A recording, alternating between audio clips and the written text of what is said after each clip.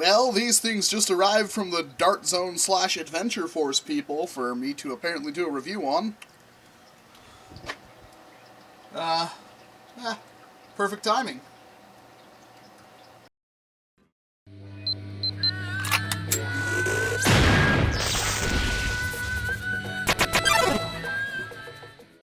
So in keeping up with Fuzzy Walrus tradition, we're only going to be reviewing water blasters when it's snowing out.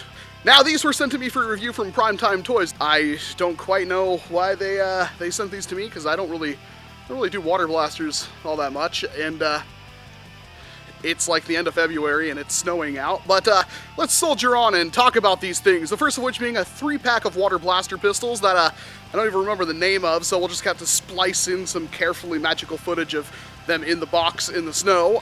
It comes in a 3-pack of orange, lime, and cherry flavors, and they are quite freaking thin and small, which is nice. And the grip is a little small, but comfortable to me at least, so they'll definitely be comfortable for a kid's hands. And look at that, it's got a trigger! So that should get you a little excited, because for a long time we haven't had Super Soakers without triggers. And, well, filling these things up, they hold about 1.5 cups of water, a little bit more than that.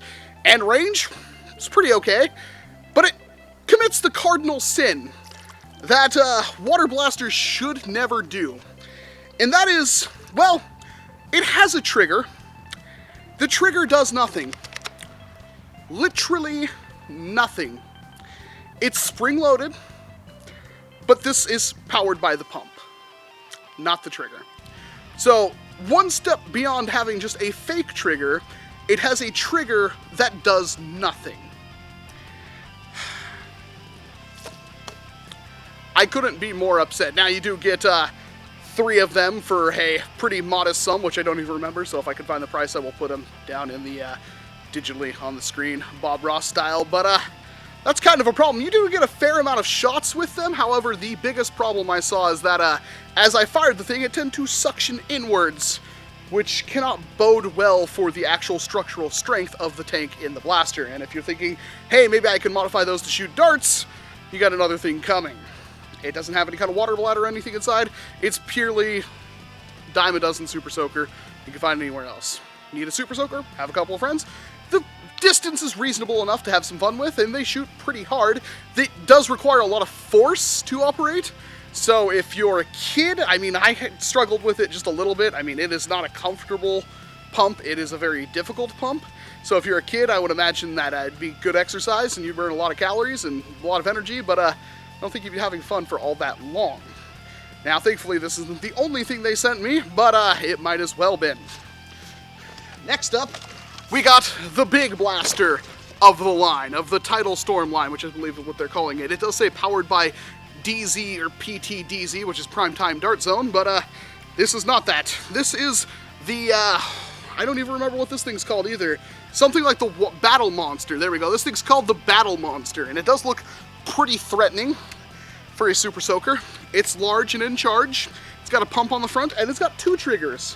What's this? Does it have like a rev trigger, like a flywheel blaster? No.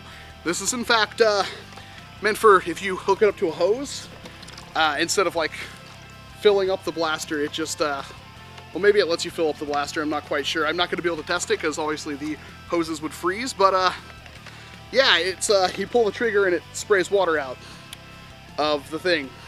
And to be perfectly honest, not really feeling this one either. Now, this is a quick disconnect fitting that you can put on and off, ball valve on it, which is pretty good, but all that is for is if you're hooked up to a hose, which, to be perfectly honest, if you're going to hook it up to a hose, you might as well just use the hose. Never understood. Now, I do know, like, the Light Storm stuff and the old school Nerf stuff, they actually, or old school Super Soaker, actually did fill up the blaster when you did that, and it pressurized it at the same time.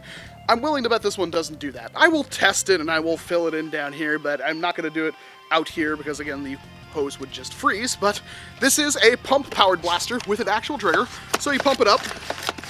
It takes a lot of force, and the pump is very small, and it will then squirt water out of the bottom when it's overpressurized. And then you pull the trigger, and it's okay. You don't really get to fire it for that long, which is annoying. Very small pump, not a lot of fire. You'll be pumping this thing very often. And the other feature that it has, besides having 83AST or 5T, which is apparently Beast and Leet speak, which I can get behind, and saying experimental dual drenching system, well, that's this nozzle in the front, which has 3 different firing modes. It's got a 4-shot squirt, a full stream, and a smaller stream that gets more range. Seen it before. I think this thing's like 20 bucks. Not really feeling it, honestly. Maybe I'm just spoiled by the fact that we've had so many good Super Soakers when I was a kid. Things like, you know, CPS 2500, the Monster XL. I mean, there's a lot of really good Super Soakers out there. And I know they've made some pretty good ones in the Blvd line too. Things with a constant pressure system just like Nerf used to have. Some just like the Super Soakers used to have. And this does not have that. Now this one holds about 8 cups of water. 9 cups, which is pretty good. But, yeah,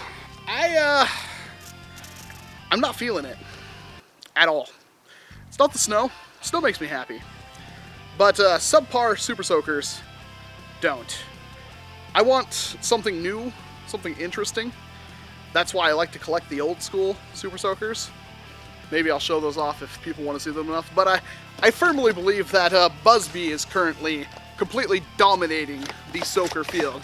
Now, I could be entirely wrong. Again, I've taken several firing footage of this, so you can see exactly how well it works, and if that's something that interests you, it does get a longer range than the little pistol things, then maybe you should pick one up. But I have a feeling you'll be able to find something far better for around the same price, which is pretty disappointing. They don't all say Beast and Leet speak on the side of them, but I don't think that's going to save this one. Battle Monster, huh? Yeah, I'm not feeling it. I think both of these products are a total pass, and not even trying to do something funny like reviewing them in the snow will lift my spirits, because I was actually firmly interested in these things, and then I fired them and found out they're not so groovy, which is a bit of a shame. I think I'm done here. I don't really have a whole lot more to say.